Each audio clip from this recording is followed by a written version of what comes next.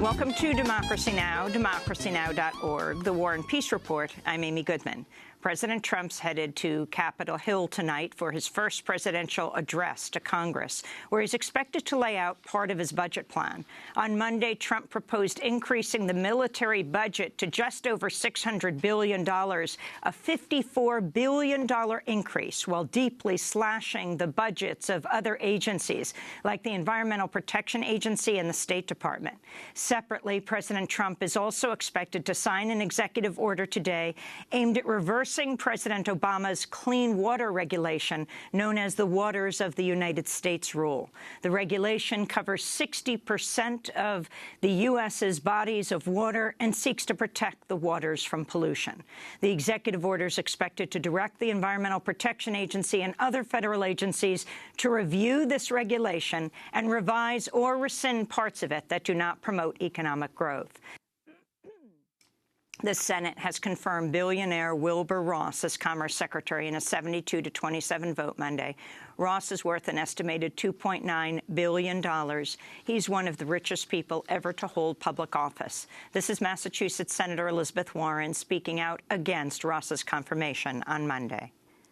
Mr. Ross is a Wall Street billionaire with a long history of profiting from the suffering of others. He also has shady ties to Vladimir Putin's Russia. This is not normal. And it is shameful if we ignore all of it as we evaluate the president's nominees to critical foreign policy and national security jobs. Vermont Senator Bernie Sanders and others are mocking President Trump after Trump told a room full of governors that nobody knew replacing the Affordable Care Act would be so complicated. Now, I have to tell you, it's an unbelievably complex subject. Nobody knew that health care could be so complicated. Senator Sanders responded on CNN. Well, some of us who were sitting on the Health Education Committee who went to meeting after meeting after meeting, who heard from dozens of people who stayed up night after night trying to figure out this thing. Yeah, we got a clue. When you provide health care in a nation of 320 million people, yeah, it is very, very complicated. President Trump has accused his predecessor, President Obama, of being behind a series of leaks coming out of the White House. During Monday's taped interview on Fox and Friends, Trump also accused Obama of being behind the mass protests at the Republican town halls. Well, I think he is behind it. I also think it's politics. That's the way it is. And look, I have a very Bush was never. agenda. Bush wasn't going after Clinton. Clinton wasn't going after Bush. Well, you never know what's exactly happening behind the scenes. You know, you're probably right or possibly right, but you never know. No, I think that President Obama is behind it because his people are certainly behind it. And some of the leaks possibly come from that group. You know, some of the leaks, which are really very serious leaks because they're very bad in terms of national security.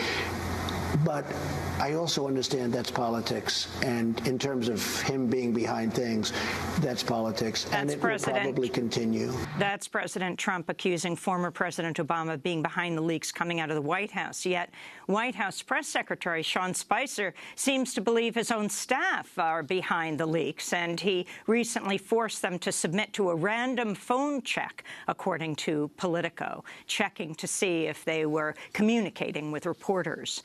Former President George W. Bush criticized President Trump's war on the media in an interview Monday with the Today Show host Matt Lauer. Did you ever consider the media to be the enemy of the American people? I consider the media to be indispensable to democracy. That we need an independent media to hold people like me to account. I mean, power can be very addictive, and it can be corrosive, and it's important for the media to call to account people who abuse their power, whether it be here or elsewhere. During the interview, Today Show host Matt Lauer also asked former President George W. Bush about Trump's Muslim travel ban, which temporarily blocked people from 7 majority Muslim nations from entering the United States before the ban was suspended by the courts earlier this month. Just want to make sure I understand. You for or against the ban? You're against the ban? I am for an immigration policy that's welcoming and that upholds the law. President Trump is expected to unveil a new version of the travel ban any day now. Jewish schools and community centers in 11 states were hit by another wave of bomb threats Monday. It marks the 5th wave of threats against JCCs and Jewish schools nationwide over the past 2 months. At least 2 Jewish cemeteries have also been desecrated in recent weeks. Over the weekend, as many as 500 grave sites at a Jewish cemetery in Philadelphia were toppled or damaged. While President Trump issued a statement last week decrying the bomb threats after enormous pressure, many say his administration has fostered a culture of hate against Jews as well as Muslims that has contributed to the rise in anti-Semitic and Islamophobic attacks nationwide. Trump's Justice Department has dropped part of its legal objection to Texas's strict voter ID law, which appeals courts have ruled illegally discriminates against blacks and Latinos and violates the Voting Rights Act. Obama's Justice Department had sued Texas as part of an ongoing lawsuit against Texas's 2011 law, which created a list of IDs required to vote that skewed heavily toward IDs carried by whites, such as concealed carry permits, while excluding IDs often carried by people of color, such as government employee IDs and public university IDs. Obama's Justice Department claimed Texas had a discriminatory intent in enacting the law, but under the direction of Trump's new Attorney General, Jeff Sessions, the Justice Department has now dropped the discriminatory intent claim. Sessions has long opposed the Voting Rights Act, and major civil rights groups, including the NAACP, had protested his confirmation as Attorney General. House Intelligence Committee Chair Devin Nunes says he hasn't found enough evidence of communications between President Trump's associates and Russian officials to justify appointing a special prosecutor to investigate, even though there hasn't been an investigation, in order to obtain that evidence. Instead, Nunes is trying to shift focus onto the leaks coming out of the White House, calling them major crimes. Nunes' stance puts him at odds with other Republican lawmakers, including former House Oversight and Government Reform Chair Darrell Issa, who on Monday called for an independent investigation. A new investigation by The Guardian has revealed that leaked court documents allege Honduran environmental activist Berta Cáceres' murder nearly a year ago was planned by Honduran military intelligence members who are linked to the country's U.S.-trained special forces. Cáceres was murdered by armed gunmen just before midnight, March 2, 2016.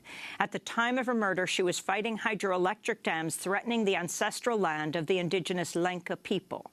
The Guardian investigation published today reveals at least 2 men who have been arrested in connection with Cáceres' murder, Mariano Diaz and Douglas Giovanni Bustillo, received military training in the United States.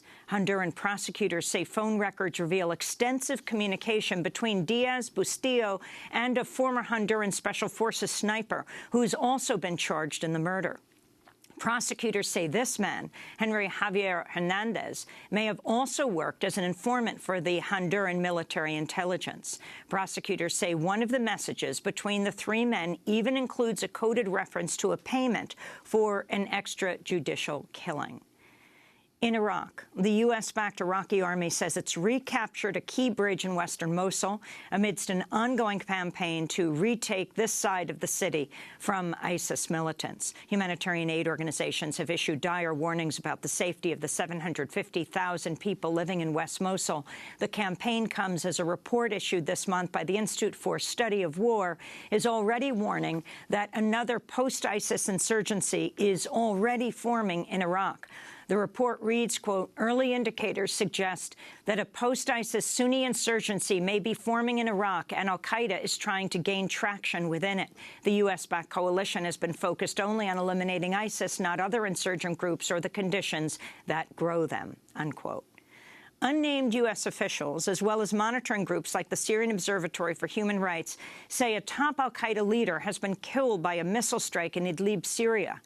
Abu Bakr al-Masri was reportedly killed Sunday in an attack that unnamed U.S. officials say was directed by U.S. intelligence agencies. In separate attacks, opposition activists say as many as 11 people were killed Monday night in airstrikes against rebel-held Idlib. The strikes came as another round of talks continue in Geneva, aimed at ending the ongoing Syrian civil war. Back in the United States and Kansas, a white man who's accused of opening fire on 2 Indian men last week, killing 1, appeared in court Monday via video link on charges of first-degree murder and first-degree attempted murder. Adam Purinton is accused of killing Srinivas Kuchabatla and wounding Alak Madasani last Wednesday after he reportedly yelled, "Get out of my country," and then opened fire. New reports suggest Purinton believed the two Indian men were Iranian. A bartender at an Applebee's where Purinton went after the shooting told a 911 dispatcher that Purinton said he, quote, shot and killed two Iranian people, unquote. Authorities have not yet said whether they are investigating the murder as a hate crime. At least 2 black transgender women have been murdered in New Orleans in recent days. On Monday, police say Ciara McKelveen was stabbed to death only 2 days after 33-year-old Chena Gibson was fatally shot outside a shopping center. They're the 5th and 6th reported murders of transgender women this year. Earlier this month, 24-year-old Kiki Colliers was killed in Chicago, and 23-year-old JoJo Stryker was murdered in Toledo, Ohio. And for the first time in the 130-year history of the Harvard Law Review, its president is a black woman. 24-year-old Ameme Umana, the daughter of Nigerian immigrants, was elected as the president of the United States' most prestigious law review. She was elected at the end of January. It's the most powerful student position at Harvard Law School. Among others who've occupied that position was former President Barack Obama. And those are some of the headlines. This is Democracy Now!, democracynow.org, The War and Peace Report. I'm Amy Goodman. And I'm Juan Gonzalez. Welcome to all of our listeners and viewers around the country and around the world.